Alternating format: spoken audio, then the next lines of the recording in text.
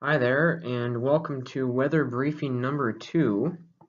This is the second of 3 weather briefings we will be doing for ATSC 231. My name is Evan Rise, and we will be going over a weather briefing for Northeast North Dakota and Northwest Minnesota for today, July 7th, 2018. First, let's take a look at the national weather conditions right now. To start off, we're taking a look at a surface analysis chart here for the entire continental United States. You can see for the North Dakota, Minnesota area, we do have a cold front moving through the area this evening, which is going to be something that we'll be talking about later. But besides that, whether around the country, you can see there is down in the southeastern part of the country, temporary stationary and then cold front there causing storms down in the Louisiana, Alabama, Georgia area. And that is our look at the national weather surface. If we take a look at the 850 millibar wind chart here, you can see we've got nice flow up from the south through the plains up into North Dakota here. Strong flow bringing more moist air advecting it up from the south at about 5,000 feet, so the 850 millibar height. And then when we look over here at the 500 millibars, you can see our wind flow is a little bit more out of the west here, a little bit more zonal. It still has a little bit of meridional flow to it, but we're kind of going to be right on the edge of that ridge here, coming into a trough as it's passing through.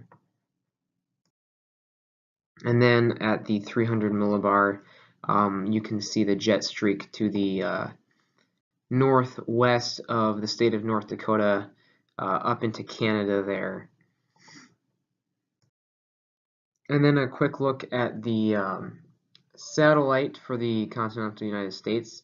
Down in the southeastern part of the country, again, you can see the cumulonimbus tops down there from the storms firing.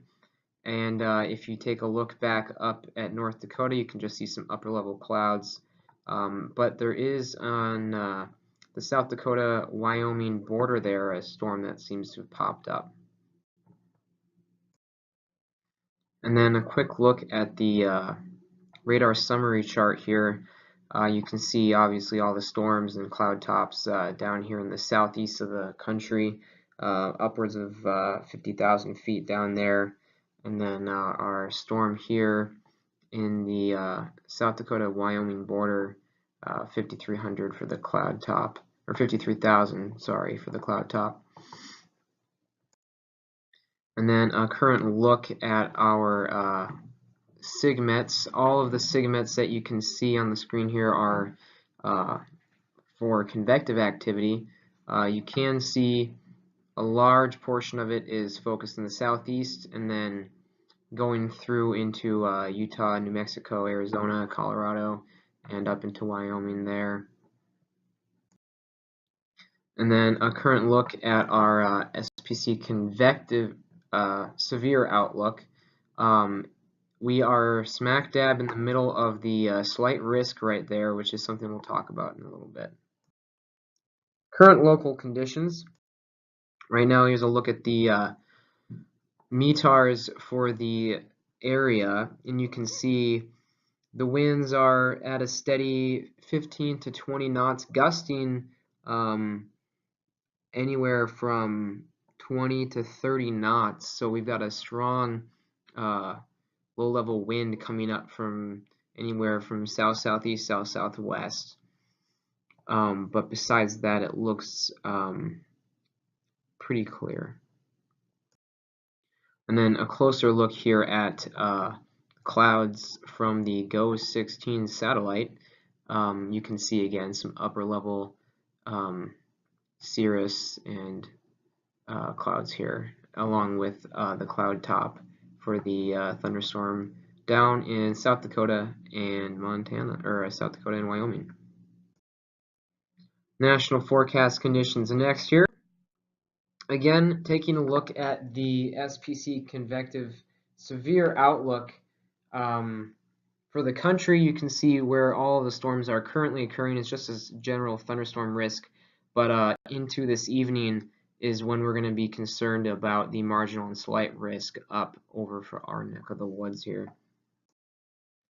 Current TAF for Grand Forks, it's pretty accurate with the current winds. If you look at the current METAR, it's pretty much accurate with our wind speed, gusting up to 34 knots. Not concerned about visibility or ceilings at the moment. Then when 3 Zulu rolls around, so we're talking roughly 10 p.m. on the 7th, winds die down a bit, but now we're looking at the clouds starting to lower a little bit. And then 8 Zulu rolls around, so we're talking maybe 3 a.m. or so on the 8th. A slight wind change, but the thunderstorms is what we're going to be mostly concerned about this evening into tonight. I did pull the current 21Z HER model here, showing our first peak of convective activity popping here just west of Grand Forks at about 5Z, so around midnight time. And then we go forward here.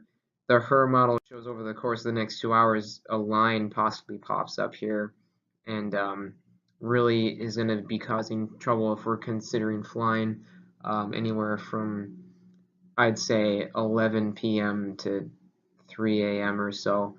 Even before that, though, is something you're really going to want to keep an eye on if you're going to be flying, especially going westbound from the Grand Forks area. And that is it.